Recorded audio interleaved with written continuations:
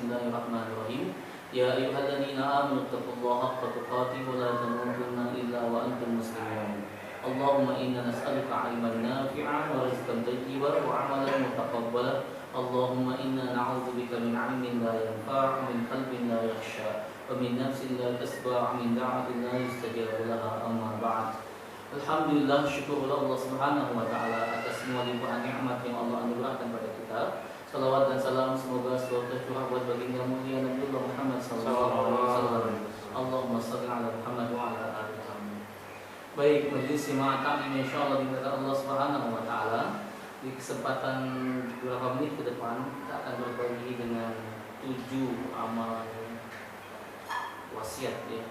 7 amalan hebat yang Allah berikan kepada Nabi Sallallahu Alaihi Wasallam di saat-saat Nabi dalam keadaan berat, dalam keadaan sulit, mengemban amanah perjuangan, yaitu amanah kenabian Rasul.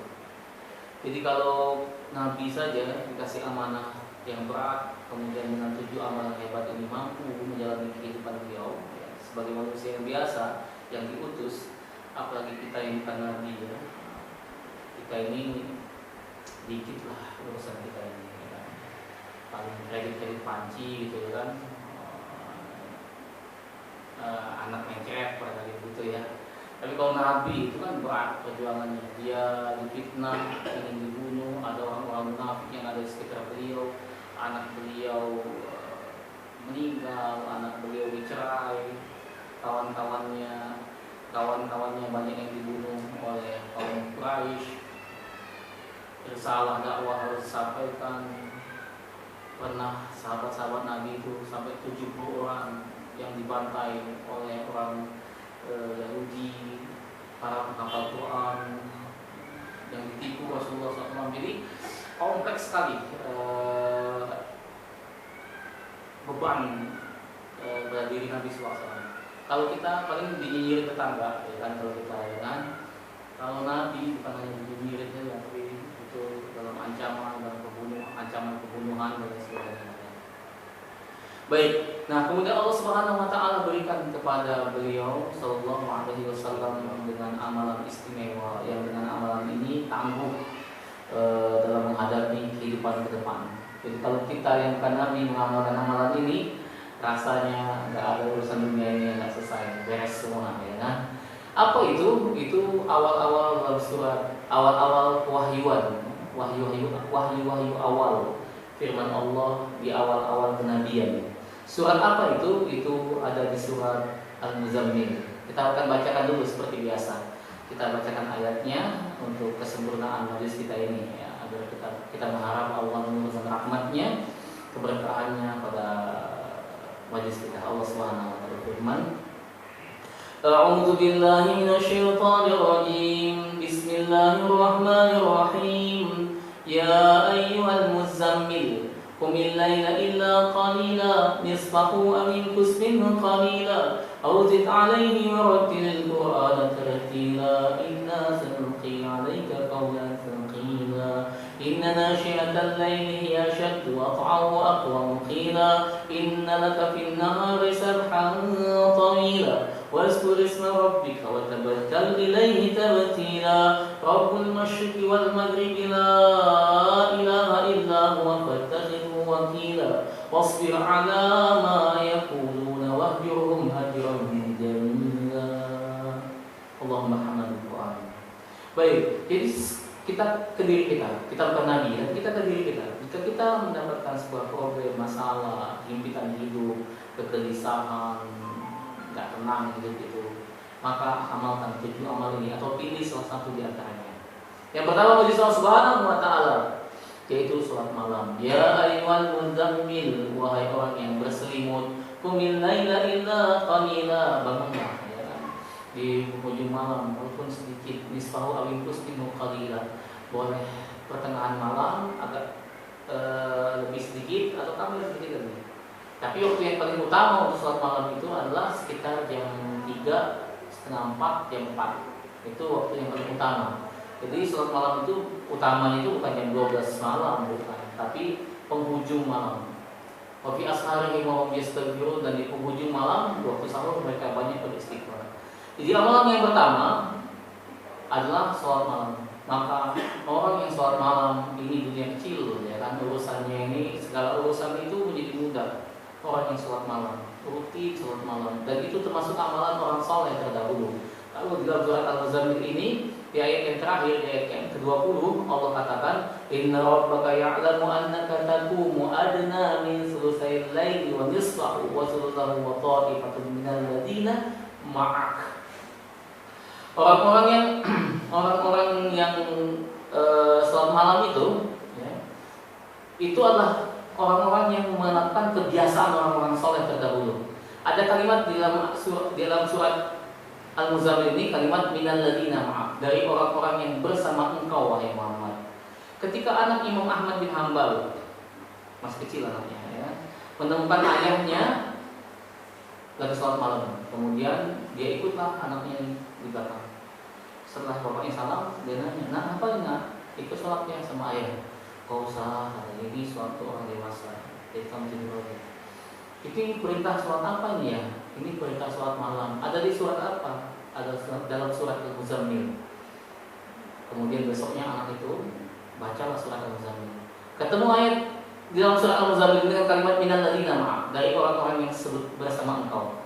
Besoknya dia nanya sama bapaknya, ayah, ini maksudnya minal ladina ma'ak ini apa? Orang-orang yang bersama engkau. Engkau ini siapa ya ayah? Engkau ini adalah Rasulullah. Oh, jadi orang yang sholat tahajud ini adalah orang yang bersama Rasulullah. Besok malamnya pas ayahnya sholat, anaknya ikut di belakang. Kata ayahnya, nak gak usah ikut sholat, nak, ini berat sholat ini.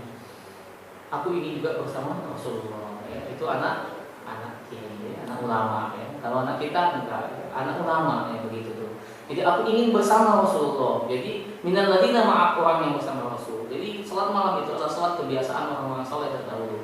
Jadi kalau hari ini atau dalam tahun-tahun ini anda adalah orang yang menjaga sholat malam, berarti anda adalah orang-orang yang saleh, melakukan kebiasaan para Rasul, para Nabi, orang-orang saleh terdahulu. Jadi sholat istimewa.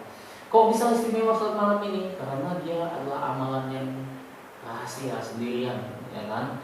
Orang tidur semua dia sholat, ya kan? Jadi menjadi lebih terjaga keikhlasannya. Kecuali dia cerita siang-siang, ya kan? Kalau dari malam dia sholat malam, nah itu bisa rusak pahalanya. Nah, bagi Allah Subhanahu wa Ta'ala, jadi amalan yang pertama adalah sholat malam. Yang kedua, saya cepatkan, meratil Quran tartila, baca Quran. Saya sering sajikan ini dan saya sampaikan ayat ini, saya sering jadikan iklan ayat ini berulang di dalam surat Fatir. Alladzina yatluna kitaballah wa aqamus shalah wa anfaqu mimma razaqnahum sirran wa alaniyah. Orang yang menafkahkan, orang yang membaca Quran, orang yang menjaga sholat, dan orang yang menginfakkan rezekinya, sebagai rezekinya terang-terangan dan sembunyi-sembunyi, adalah orang-orang yang mengharapkan pahala yang tidak putus-putus, tidak ada rugi-ruginya. Nah, baca Quran itu ya, harus sering kita iklankan kepada banyak orang. Anda baca Quran, Anda tidak akan rugi. Nah, karena amalan baca Quran ini adalah amalan yang akan melapangkan jiwa. Benar kan Ustaz? Benar. Buktikan, ya kan? Buktikan. Jadi kalau Anda punya problem, punya masalah, tapi itu Al-Quran syifa'un lima fis sudur. Itu Quran adalah pengobat hati, apa yang ada di dalam dada. Gimana caranya Ustaz? Tak tahu, pokoknya baca aja. Seperti kita nggak pernah bertanya obat sakit kepala, ya kan? Kalau kita sakit kepala, ya pening minum obat, ya obat sakit kepala, entah merek apa, begitu ya kita minum. Kita nggak bertanya ini obat racikannya apa, enggak. Pokoknya kita minum. Setelah kita minum ternyata nyaman, enteng kepala kita. Nah sama juga dengan Quran yang kurang lebih. Ketika kita baca apa aja, maka akan terasa hati itu lapang, ya kan? Hati itu merasa puas, bahagia, senang nanti itu. Entah kayak caranya, itu begitu Allah Subhanahu wa Ta'ala sebutkan. Al-Quran itu syifa, ya, pengobat lima fis sudur, apa yang ada dalam hati. Waratil Quran tartila.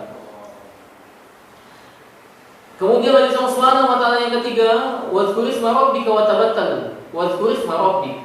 Zikir, banyak zikir.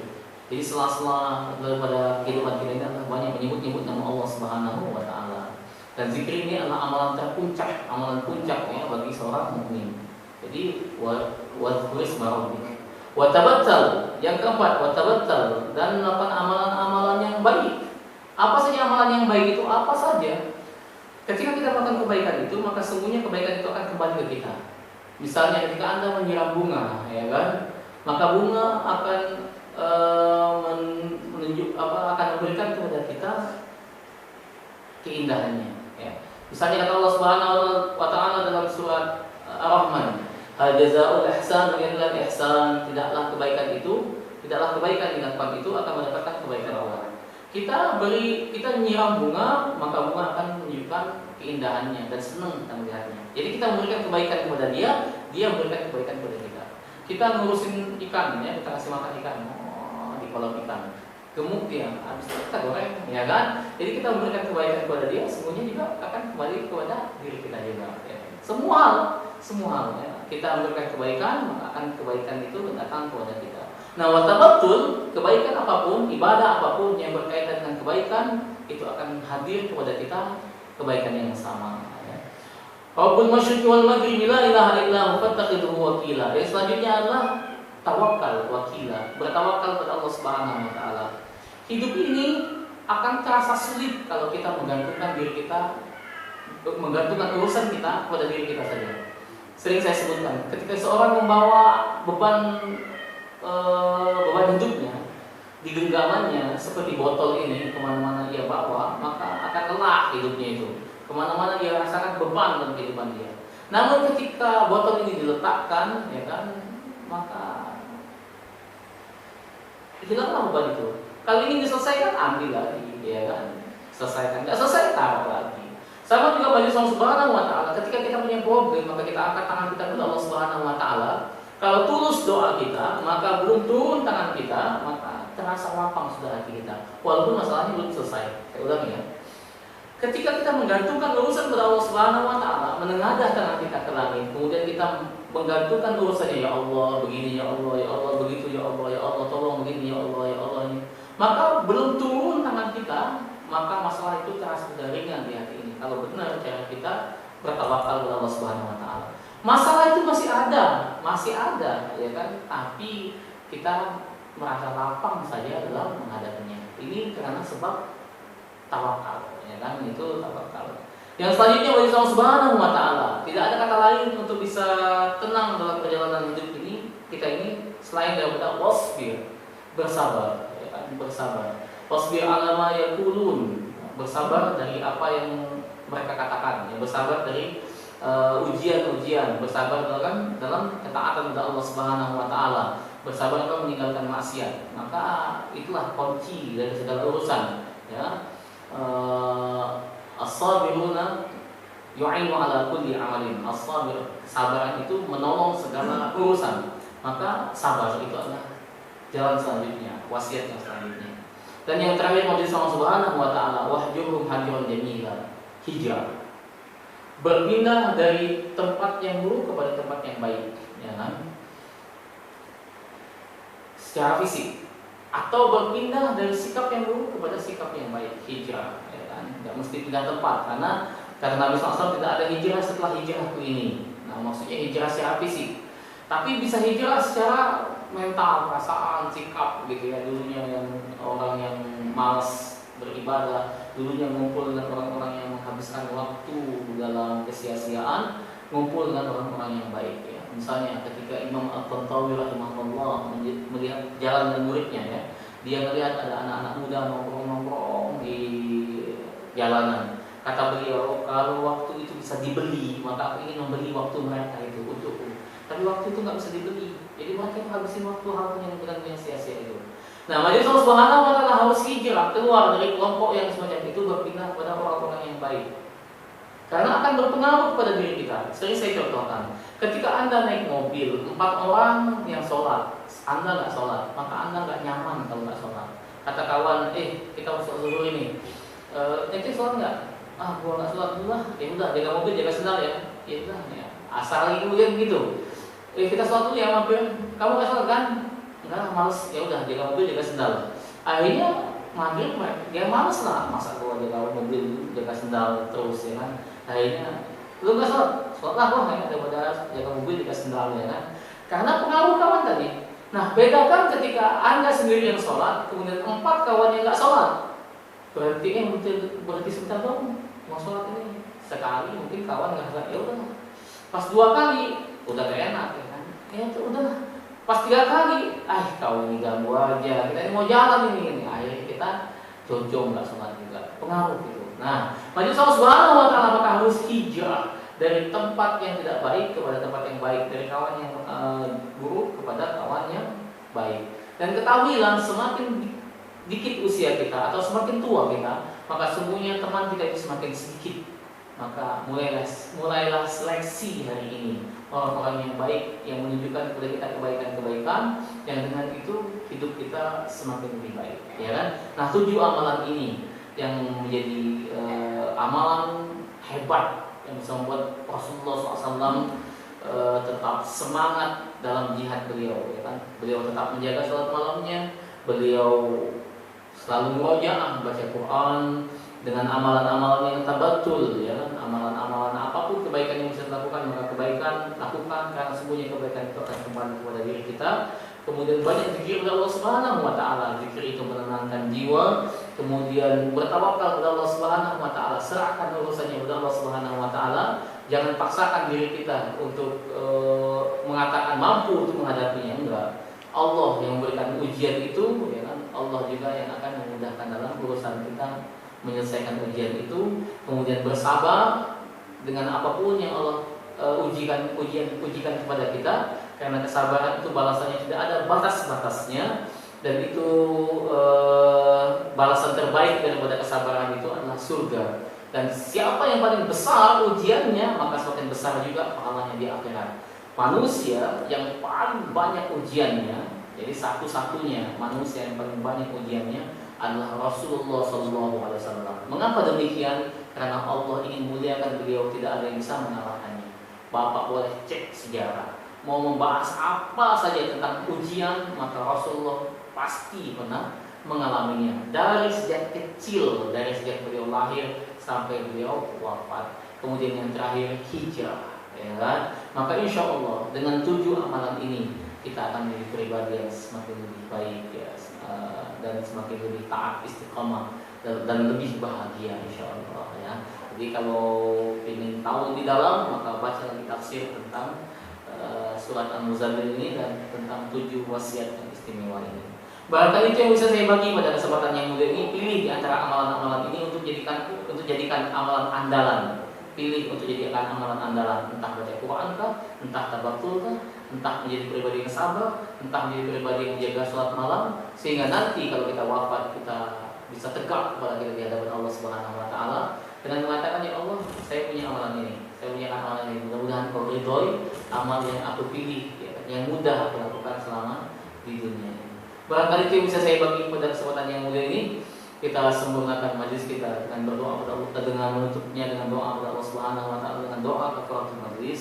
Hadanallahu wa iyyakum ajma'in. Semoga Allah berikan hidayah kepada saya dan kepada semua orang yang ada dalam majlis ini untuk kita sama-sama istiqomah dalam taat kepada Allah sampai Allah wafatkan kita dengan amalan-amalan yang terbaik.